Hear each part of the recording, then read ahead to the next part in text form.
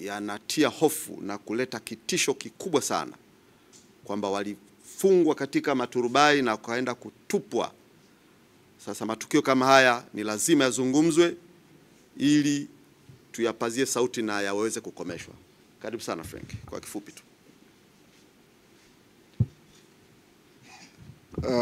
Ndugu waandishi wa habari, kwa niaba ya wale ambao tulifanyiwa ukandamizaji huu mkubwa, kwa majina naitwa Dr. Fred Chacha Hatari, miongoni mwa wale 6 tuliokamatwa mahakama ya Kisutu na baadaye tukatengwa katika makundi mawili, gari moja watatu na jingine watatu.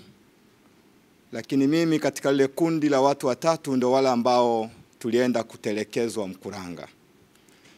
Historia ya kukamatwa kwetu ilikuwa ni ya majaribu makubwa na ni ndefu kidogo, lakini nizungumze matukio matatu ambayo yamesikitisha katika ukamatwaji huu, ambao mimi binafsi naona sio ukamatwaji bali ulikuwa ni utekwaji.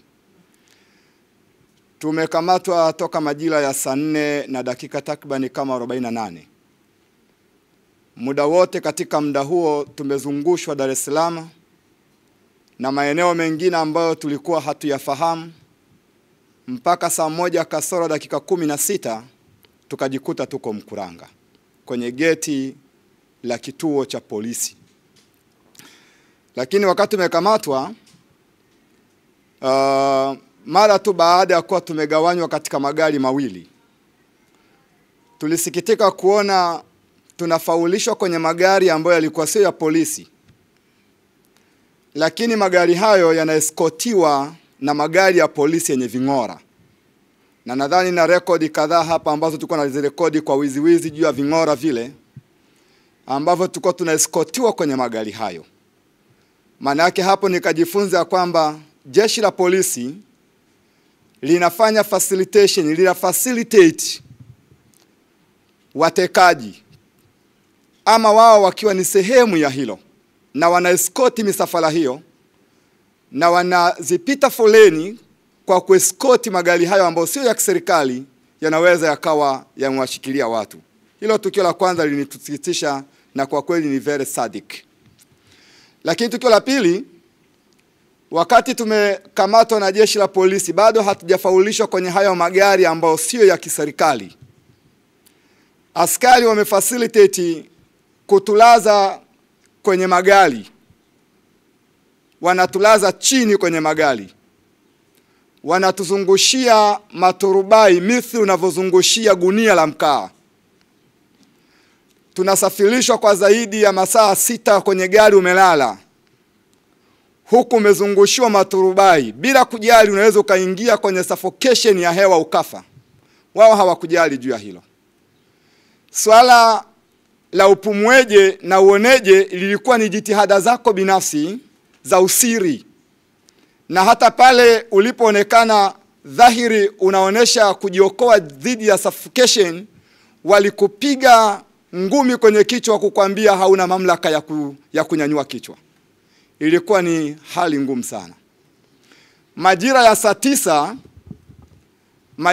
9 tulijikuta tuko katika msitu ambao mimi binafsi na wenzangu hatukutambua msitu ule. Na katika kuhojiwa, kwa bahati nzuri sana, katika wale watatu tu ambao tulikuwa pia hatufahamiani, mmoja alikuwa ni mfanyabiashara kutoka Buguruni anaitwa Sambole Peter, na mwingine alikuwa ni kada wa Chama cha Mapinduzi, ni mkazi wa Mnazi Mmoja, na alionyesha mpaka kadi ya chama na kulia ukunga kuambia wamwachie kwa kuwa yeye sio Chadema. Lakini bado alisema samaki mmoja akioza huenda umeshawishiwa, wote mmeoza. Katika msitu ule ambao kulikuwa na bwawa dogo lenye mtaro, bila shaka linapokea maji taka kutoka kwenye viwanda, askari wale wakiwa na silaha wakatuambia, kwa kuwa mnampinga mama ambaye anawaleteeni maji safi na salama ya kunywa, basi leo mtakunywa maji ya sumu mfe, ili mjute kwa nini mnapinga anayewaleteeni maji safi na salama. Tukaelezwa kutoka kwenye gari takriban kama mita 50 usawa na urefu katikati ya urefu wa uwanja wa mpira, tukaambiwa tutambaye kwa kutumia tumbo, twende tukayanywe yale maji ya sumu. Laiti kama ingelikuwa wala askari katika mazungumzo yao kuonesha kule walikokuwa wanaelekeza kutupeleka, walikuwa wanapita kama chimbo la pili, kwamba gari lao lilikuwa halina mafuta ya kuweza kufika huko, na hatimaye kuamuru tuondolewe pale tupelekwe chimbo moja, huenda tulikuwa tunapelekwa kwenye chimbo ambalo leo tusingelikuwa kwenye media tunazungumza. Inawezekana kabisa. Baada ya pale, kabla hatujafikia yale maji, wakatuondoa haraka tupande kwenye magari na kisha tuondoke. Na kweli tukawa tumeondoka, tukatembea kwa takriban lisali moja, tukafika mahala tukakaa. Tumekaa pale zaidi ya nusu saa zima bila kujua uelekeo. Wakawatoa wenzangu wawili kwenye gari tulikuwa tumepelekwa, nilikuwa nimebaki mmoja. Baada ile gari, baada wale kuondoka, mimi nikapelekwa ambako pia nilikuwa sikujui. Kilichoniokoa pengine, baada ya kufika mahala nikaona kuna kelele nyingi za watu, nikafanya prukshani kuhoji kwa sauti kubwa, mnanipeleka wapi angalau basi nipate kujulikana kwamba nimo ndani ya gari lile. Wakanikandamiza, lakini angalau bodaboda walikuwa pale, wakapiga picha, wakarekodi. Ndio maana gari lile likala kona upande wa kushoto, likaacha barabara inaelekea, na hatimaye tukashika barabara ya vumbi. Dakika 2 mbele nikajikuta natelekezwa kwenye lango la beria ya kituo cha polisi ambacho sikujua ni kituo kipi. Baada ya kunitelekeza pale, waliniuliza swali moja tu, unapajua kwenu? Nikasema ndio. Ni wapi? Ni Dar es Salaam.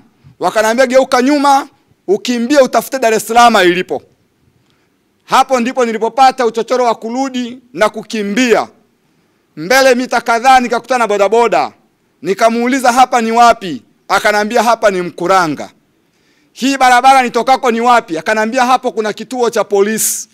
Kwa ujasiri mkubwa, mheshimiwa kama mwenyekiti, nirudi kwa kunyata, nikaenda nikapiga picha eneo lile la kituo cha polisi.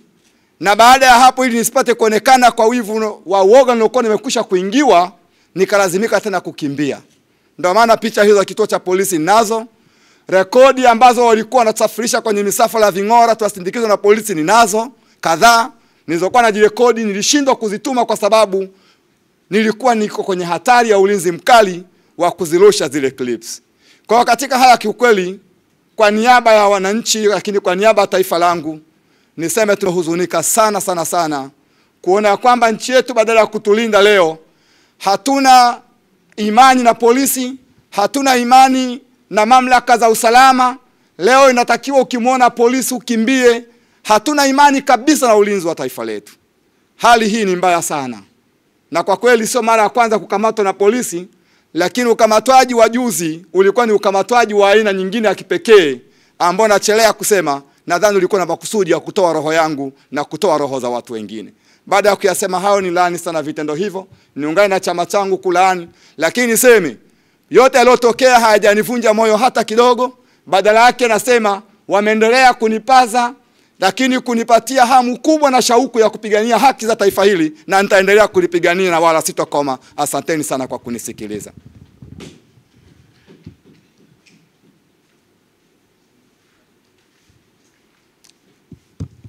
Ndugu waandishi wa habari, kwa majina naitwa Felius Festo Kinemi, ni katibu mwenezi wa Baraza la Vijana Chadema Taifa.